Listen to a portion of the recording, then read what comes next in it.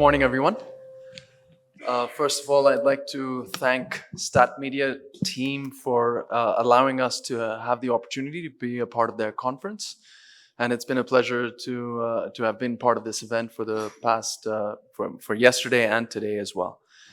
I'm going to take you through a presentation that we've just prepared, focused on just why we feel warehousing can be a value driver for, the space that a lot of you operate in vis-a-vis, the agriculture sector, horticulture sector from yesterday, and freight forwarding.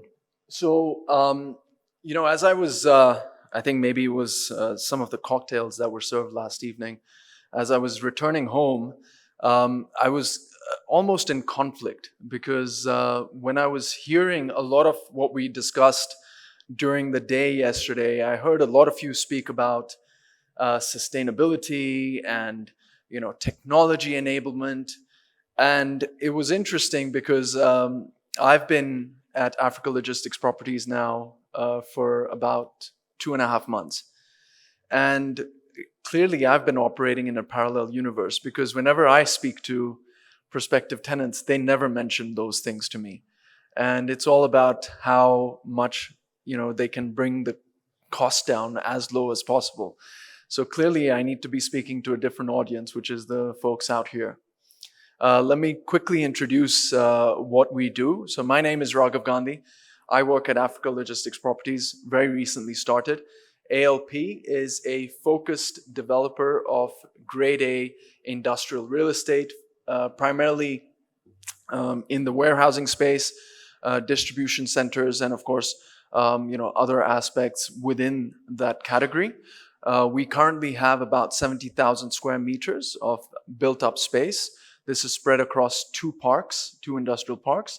One is in Tatu City, and the other is in Tbilisi. So I'll speak a little bit more to those geographies a little later.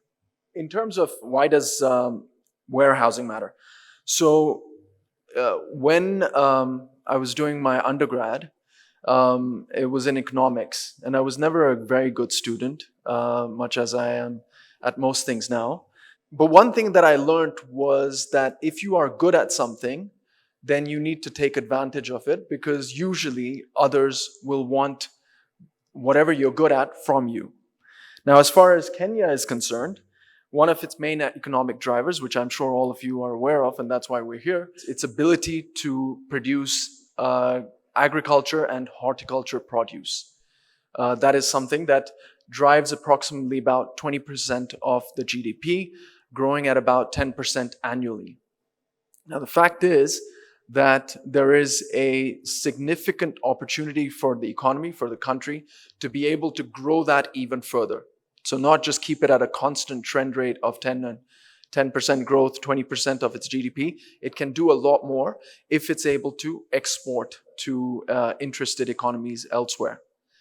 However, of course, agriculture is not just there to serve the outside world, but it is also there to serve domestic consumption as well. We've got a population of over 50 million, and therefore they also require the produce that comes out. But what's astonishing, as you can note from here, is that 8 million Kenyans lack access to food. And on top of that, you have a significant amount of food that goes to waste as a result of improper storage. And that's why good warehousing really does matter. Unfortunately, and this is what I touched upon, in Kenya and East Africa, the value generated from how goods are stored does not receive as much importance as it likely should, as it probably does in other parts of the world, in more developed markets. In fact, when we speak to folks about warehousing, it's almost seen as a cost headache rather than a driver of value and a driver for cost savings. Sometimes I almost get the impression that I'm speaking to them about glorified closet space as opposed to something that's a bit more advanced than that. But of course, as far as this audience is concerned, you're already convinced about the value that we deliver, and so I don't need to elaborate too much on that. As far as Nairobi is concerned, there are a number of zones. I mentioned a couple of them. that are kind of relevant for what we offer. You've of course got Mombasa Road, which is also where we're currently situated, and there are a number of related areas within Mombasa Road. There's ICD, there's Embakasi, there's JKIA. But then what you've also had are more, let's say, newer, relatively speaking, zones that have come about. You've got Tatu City up north, which is, like I mentioned, where one of our parks is. Tatu City is a special economic zone, so of course very relevant for those that are focused for exporting, in particular, their goods. And then along the Eastern Bypass, we also have other areas, such as where you might find Nairobi Gate stationed as well. They also do industrial real estate development alongside us, more in the institutional space. And then towards the west, you have Talisi. Talisi has a large industrial zone within the master plan of about 400 acres. And that's where we have our second park. And that particularly serves the Naivasha belt, which is, of course, focused on the agriculture and horticulture space. What the chart on the right does highlight is the scope for growth that is there for level institutional grade warehousing. What you can see is that for instance, what we're showing here is the warehousing stock in square meters per capita. So the US is way ahead, a larger market, more advanced, been doing it for much longer. So you've got about 4.4 square meters of warehousing stock per capita. And then you can see all the way down there is Kenya, which is at 0.4 square meters. I don't think that's a reflection of the fact that Kenya needs less. I think that's a reflection of the fact that of the gap that there is in identification of how effective storage, good storage, can benefit one's supply chain management. In terms of the different types of warehousing that one finds, you have two types. Typically in Kenya, what we find is private warehousing, where a lot of institutions manage their own warehousing space. This is typically not the model that is found elsewhere because, whether it's freight forwarders, folks in the distribution business, they don't want to have such a capital-intensive asset on their balance sheet. They believe that their core business model is to do, what their business should be about, rather than acquiring real estate or developing real estate. And so that's where I think there's a little bit of a gap in terms of how operations are managed between Kenya and East Africa and other parts of the world. And then, of course, you have public warehousing, which is the space that we are in, where we provide warehousing for third parties and do it as part of our core business offering. In terms of quality, typically you'll hear terms such as grade A, grade B, grade C. That is a reflection of the construction quality. That is a reflection of sometimes where the location is in where these assets are based. So over the next few slides, I'll quickly touch upon some of the key factors that one looks at and what are some of the benefits that one can see from good quality warehousing versus, let's say, not so good quality warehousing. For those who are in real estate, you know that there are the three most important factors when one comes to evaluating real estate opportunities, taking on real estate investments. Those three factors are location, location, location.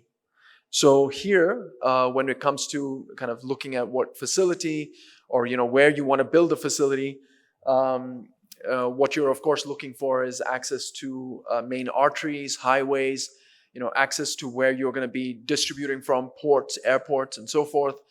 But what you also tend to find is, some more older, what happens in certain cities is that certain industrial nodes really have the city developing around it, which then can lead to snarls and congestions, as opposed to more newer developments, which are typically not in those historical zones. And I think that's highlighted in the two images down below. I'm sure you can recognize where these are. The left-hand side is our park in Tatu City, which is the master planned SEZ over there. Then, of course, there's space utilization. When you come to grade A warehousing, what you typically find is the layout is more provides more efficient working of your processes, because you're able to break down the space into the different components of your supply chain management. What you're also able to use typically is the vertical space.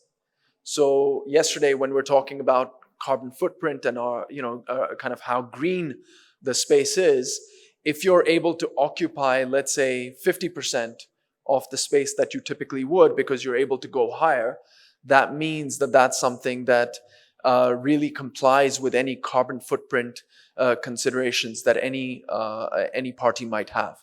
And that's really possible when the floor strength allows you to put in heavy load equipment that enables you to go up. In the previous slide, you would have noticed that typically with grade B, grade C warehousing, the flooring is made out of concrete, so it doesn't enable you to actually put in heavy load equipment to be able to go as vertical as possible. But that is the difference as far as grade A warehousing is concerned. And then, of course, there's related to that, how efficiently you can handle your inventory.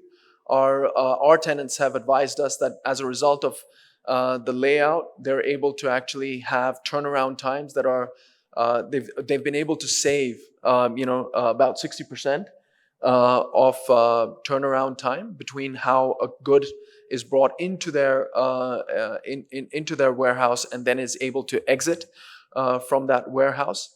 And that again is part of the efficiency that grade A warehousing can offer. And of course, typically what you also have are multiple docking stations within the same space as well for ingress and egress of goods. I don't know how many, I'll just use this as an example, but Tesco's has, which is the UK supermarket chain, has indicated that they would like to be carbon neutral by 2030. I know with, on a general scale, typically 2050 is used as the timeline, but Tesco's has indicated that they would like to achieve that within this decade.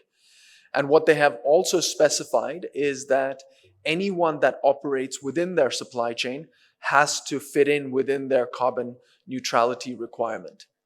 So that to me points to the fact that anyone that is a supplier, as an exporter to some of these types of institutions, is going to need to think about what is the space that they're taking up, what is the carbon footprint that they are using up, which is going to fit into criteria of their customers. When you typically look at grade A warehousing, you're able to achieve significant utility savings. We're able to offer about 40% from our properties. On top of that, we are also able to offer reliable round-the-clock electricity, given that we have backup as well. And we are also implementing the provision of solar energy as well.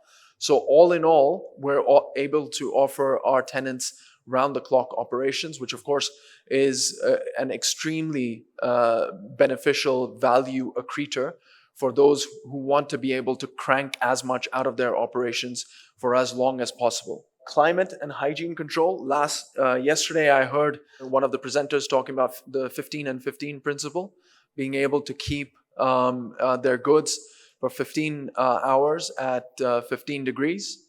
When you have construction quality of a certain grade, you are able to maintain low temperatures, maintain ambient temperatures consistently at a level which ensures that goods don't get damaged. One of the key concerns for many of our tenants is what was actually showcased in one of the presentations yesterday, which is the bacteria known as botrytis.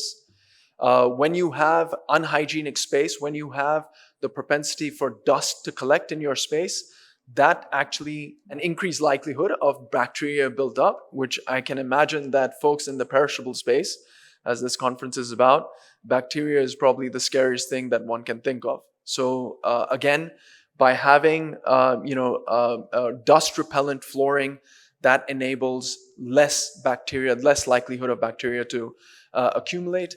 The last thing I'll also mention is one of our tenants has attested that as a result of kind of waste management that we undertake, the better hygiene standards that are there in our properties, they actually don't need to use rodent traps, which is, of course, for those of us who are also against animal cruelty, always a beneficial thing as well. Lastly, tenants in grade A warehousing typically experience a reduction in pilferage. That is again something that has been evidenced in our properties.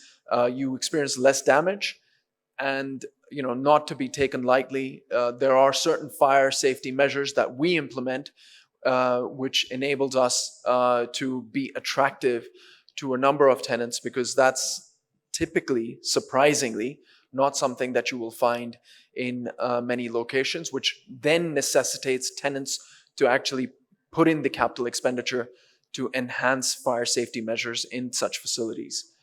All this ensures that we are actually green certified. Everything that I have mentioned, which again fits in to that whole ethos of carbon footprint, of sustainability, that has been a recurring theme during the course of yesterday, and I'm sure today as well. So in closing, sometimes one has to be a pioneer. Emerging markets are, I think, a little behind in the adoption of grade A institutional warehousing. But I think as other comparable markets have shown, we will get there. I think tenants are clearly, or operators, I should say, are clearly seeing the value proposition from having good quality warehousing. And that's something that we'll keep on working towards.